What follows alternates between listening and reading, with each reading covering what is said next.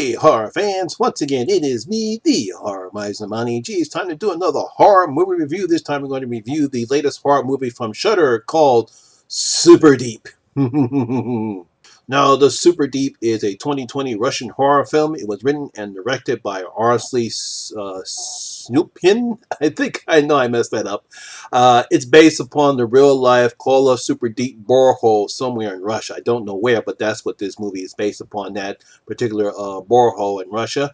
The movie stars Melina Radovalik and Kirilo Kobayas. Yes, I know Russian names. Now, in this particular movie, a small research team goes down below the surface to find out what happened to the world's deepest borehole as hiding, and now they have to fight to stay alive and save humanity from extinction. Yes, you'll learn more when I talk about this film.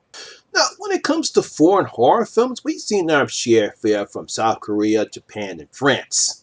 Now, we have Raw, High Tension, and Inside from France, Train to Busan, The Wailing, and Hashtag Alive from South Korea, Onion, The Grudge, Ringo, and Pulse from Japan. Now, most of these films have become very popular here in the States. However, we've had very few horror movies come from Russia. Now, I myself have only seen the Russian sci-fi horror film Sputnik, but there are others such as The Devil's Pass and The Widow. I have not seen those two, but those are other Russian horror films. And now Russian filmmaker Arshen Shunkin throws his hat into the ring with his first full-length feature film called The Superdeep. Now, set before the fall of the Soviet Union, when the Soviet military finds out that problems have occurred at the deepest borehole, they decide to send in viral specialist Anna in the English version, to discover what happened before the rest of the world does. You know how the Russians are. Well, back then the Soviet Union, they got to keep their secrets. Got to keep their secrets. So they wanted to send in their viral specialist Anya in to find out what's happening before the World Health Organization or WHO or WHO goes in to find out. Now, in his first outing as writer-director, Arnsini does a pretty good job in creating a creepy setting by putting it 12,000 meters below the surface. I don't know how you measure that in yards or feet. I'm pretty sure it's very, very, very below, but it's 12,000 meters below the surface. It's dark, it's dusty, barely any light. Nobody knows what happened, especially when one of the scientists they find does his best to keep everyone below the surface. I mean, it's a nice setting, kind of like an alien setting. If you remember on the Straffel, how claustrophobic that setting is, we have that here in Superdeep. Now, Arseni's script takes its time, keeping the audience on its toes, as we know something bad has happened to the research team, but he doesn't let the cat out of the bag too soon. And a similar like what Alien does. I mean, it takes its time, although this takes a little longer than how Alien sets it up. We see, obviously, there's a problem going on. We don't know what's happening. This takes a little bit longer how Alien did. We know what happened with Alien, and same thing happens here. So obviously, we get some elements of Alien here. Now, this could be a good thing or a bad thing, and some horror fans don't like to be kept waiting, while others believing showing less is good.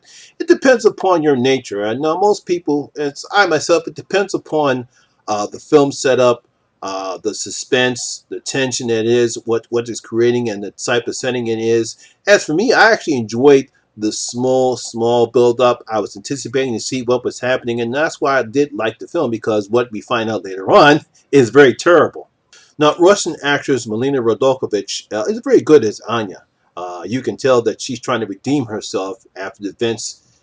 That took place in the beginning of the film. We see something that happened to her in the beginning of the film, and now she's back trying to do what's right and trying to redeem herself to what happened to her in the beginning of the film. Now, Melina gives Anna the right amount of conflict that the audience should see in a character like this.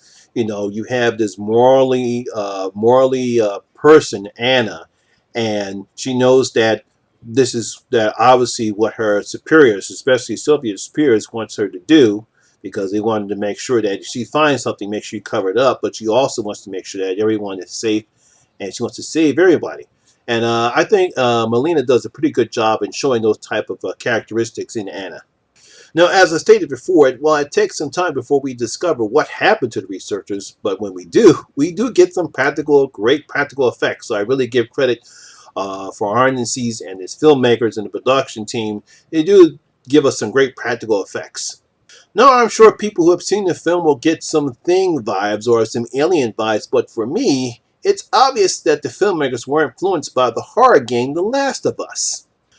Elements from, I would say, from both games, you know, The Last of Us and the recent one that came out, I think was last year or this year, of The Last of Us Part 2, are used in this film, especially during the third act of the film when Anna and the team learn what caused the shutdown of the facility. They are definitely elements of that game. I won't say what it is unless you played the game. You probably know what I'm talking about. There's a particular part of the movie. Definitely, they must have definitely got it from the game. Even when the creature finally makes its appearance, people who played the game will know that it actually came from the game. I mean, there's obviously no way in the world that they have not have played the game that they came up with that concept from that creature that you see in The Last of Us Part 2. The creature here is similar to that creature, or one of the creatures in that game. Now, overall, I like the film, and RNC does a good job in creating tensions and suspense despite the slow build. It's like the Thing combined with The Last of Us with some aliens mixed together. I'm pretty sure it's not going to be for everyone because I know most people don't like slow build when it comes to horror films, but it's good enough to enjoy this creature feature, and I think Russia's done a pretty good job with this one. Like I said, I did like Sputnik. I thought Sputnik was a decent, had a lot of bunch of alien vibes in Sputnik, and this one, I like this one. Again, the combination of the Thing, Alien, and The Last of Us mixed together. So I'm going to give Superdeep 3 out of my 5 bloody gold coins. Giving it 3 out of my 5 bloody gold coins. I really did truly enjoy this one. Like I said, again, it is a bit of a slow burn. A lot of people might not like it because it does take its time, but I do appreciate what they were trying to do. And I think some people who like The Last of Us will enjoy this movie as well. So there you have it. That is my review and video of Superdeep. It is now playing on Shudder, I believe. If you have seen it, please let me know in the comment section below. If you did like this video, please give it a thumbs up, like, and share because it does help out with the YouTube algorithm.